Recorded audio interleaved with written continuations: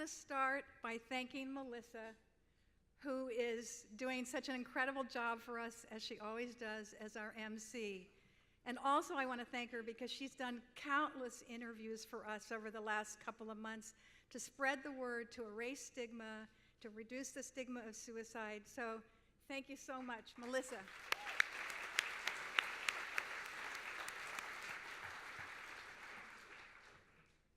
You know, it's great to see that we have all male honorees this year, because when we started these awards, it was hard to find a man.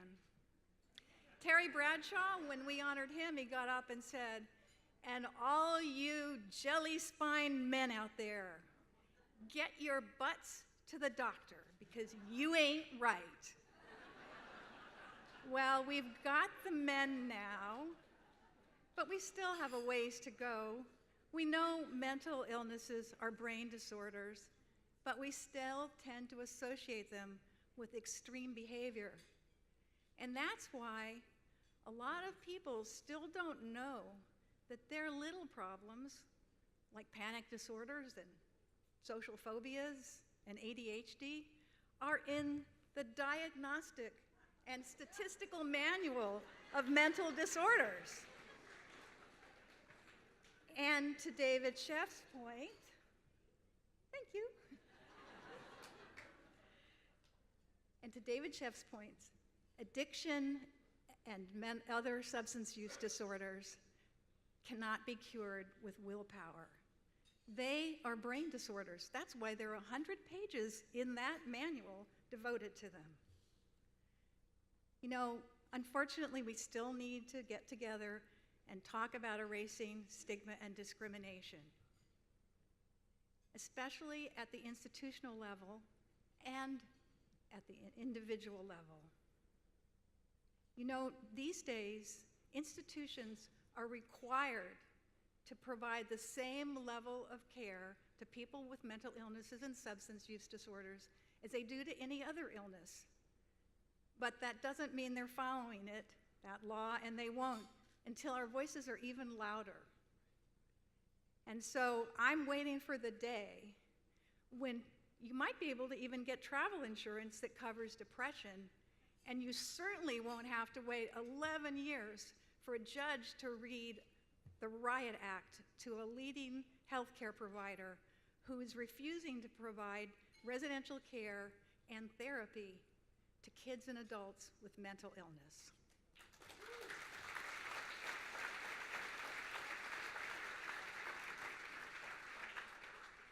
You know, individuals also discriminate against people with mental illness, but we usually do it unconsciously. Without realizing it, we all grow up absorbing the biases around us. We're hardwired to mimic and imitate. That's how we learn language. And even individuals in the helping professions have unconscious biases. Doctors who treat cancer and heart disease are far less likely to prescribe common treatments if you have a mental illness. And doctors also often ignore and discount the symptoms of people that have a mental illness. One of those people is here tonight, Ellen Sachs. She's a leading professor, a leading law professor at USC, and the recipient of a MacArthur Genius Grant. Yay, Ellen.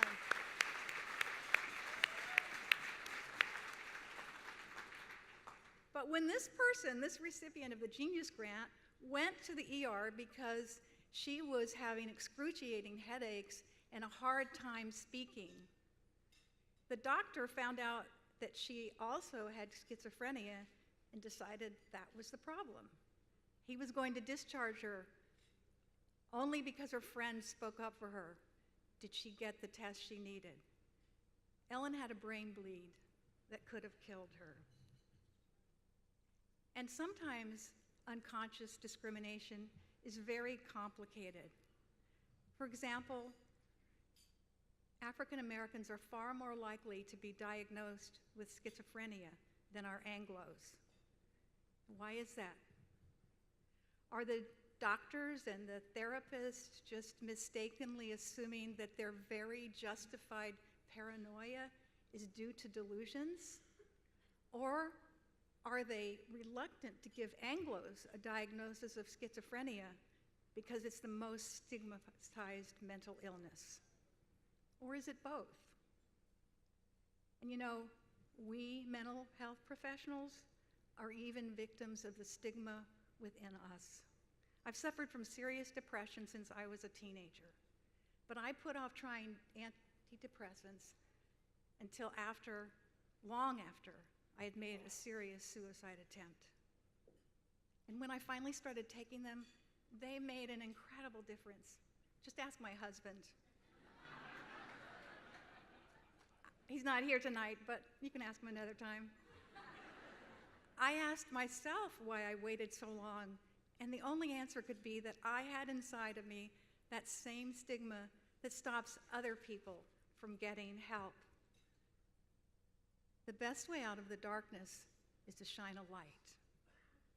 That's why when we were looking for a site for our new suicide prevention center, we wanted a place that was on a busy street where we could put up a big sign that said, Suicide Prevention Center.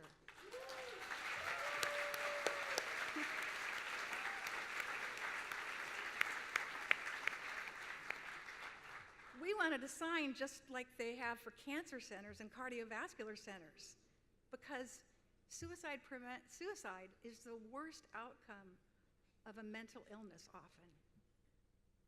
But we had no idea how powerful our beacon of hope would be. In the 2 months that it's been up, many people driving by have pulled over and come in and asked us for help.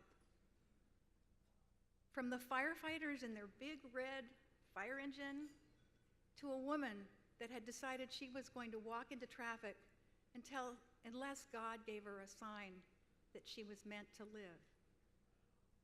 Our sign was her sign.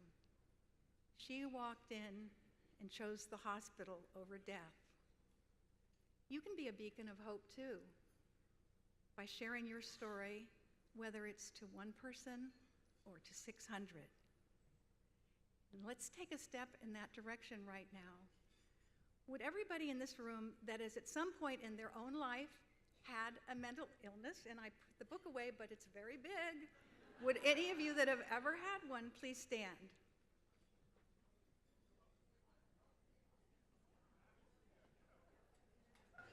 You're going to be in the minority if you don't stand. And now, would everyone that knows someone, a friend or a relative, that has a mental illness, which includes substance use, please stand. Thank you very much. Now you can sit down and enjoy your dinner.